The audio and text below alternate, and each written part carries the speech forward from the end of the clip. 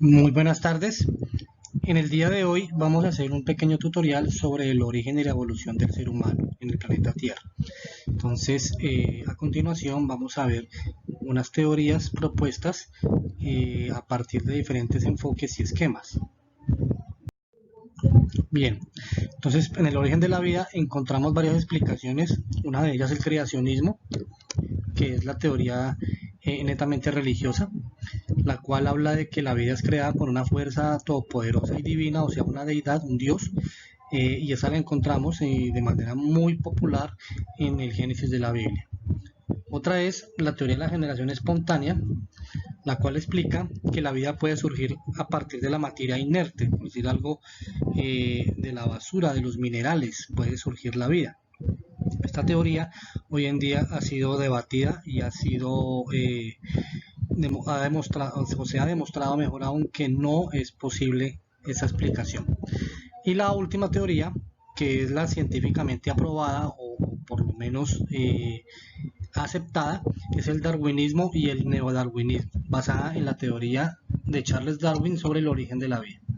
Entonces, esta afirma que las especies existentes provienen de otras más antiguas, es decir, de una evolución.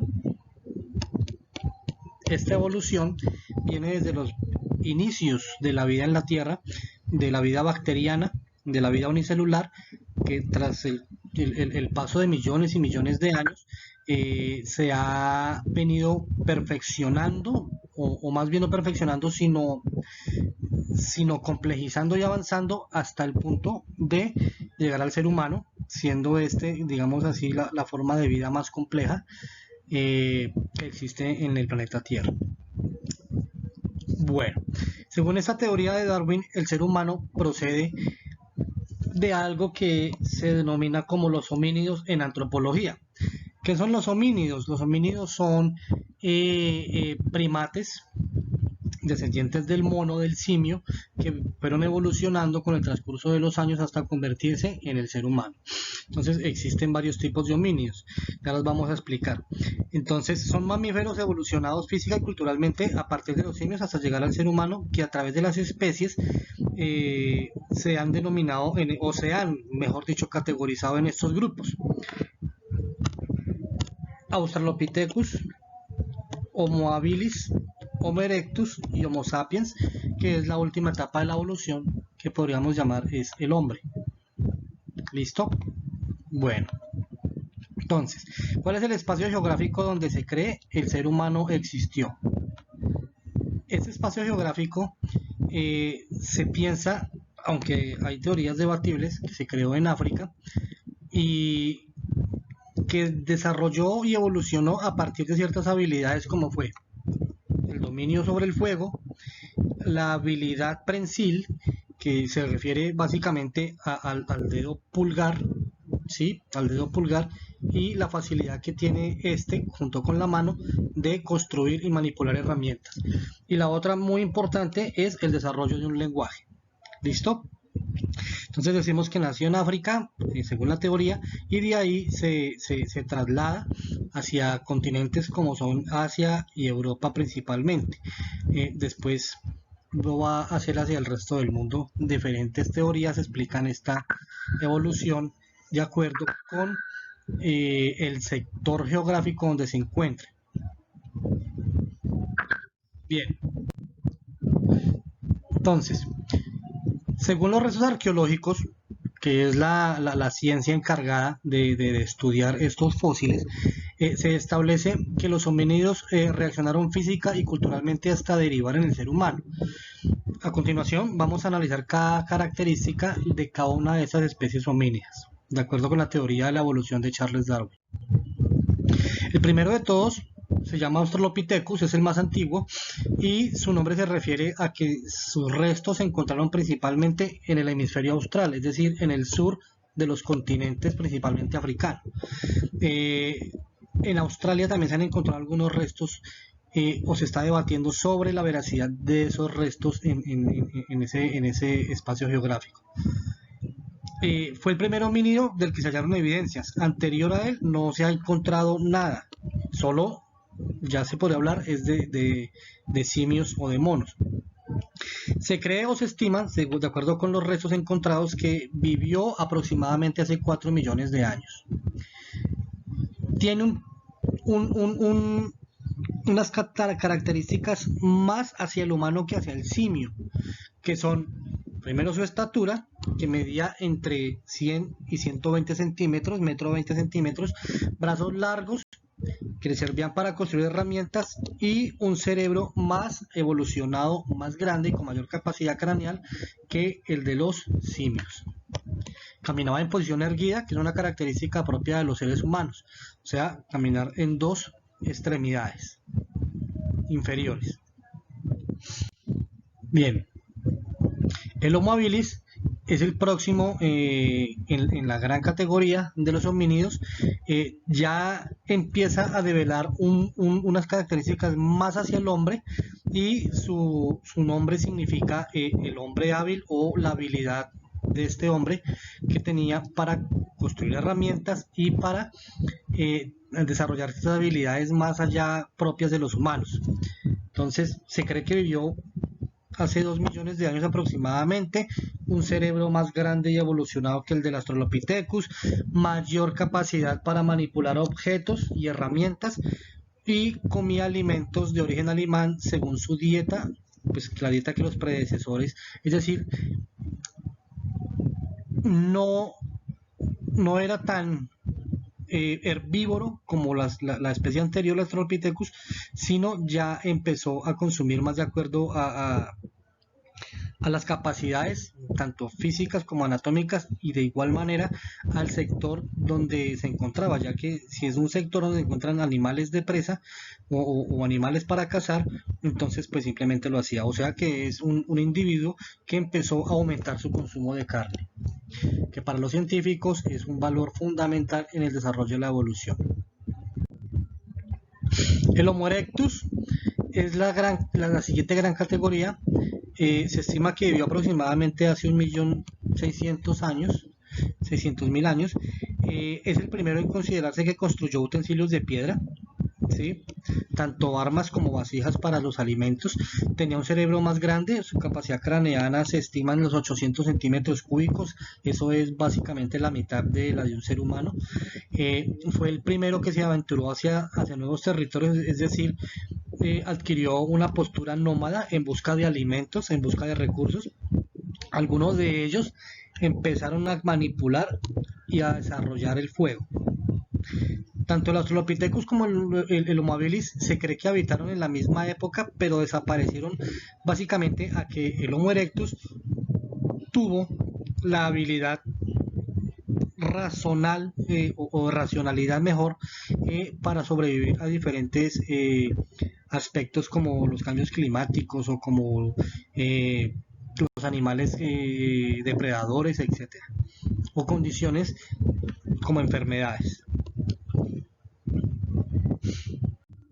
Continuamos con el Homo sapiens, que el Homo sapiens es el que se estima es ya la especie humana como tal, en donde tenemos esas características. Homo sapiens se le conoce así por llamarse hombre pensante. Principalmente se cree que se estableció entre los 300.000 o 200.000 años hacia acá. Esa especie se divide en varias especies que son arcaicos y modernos.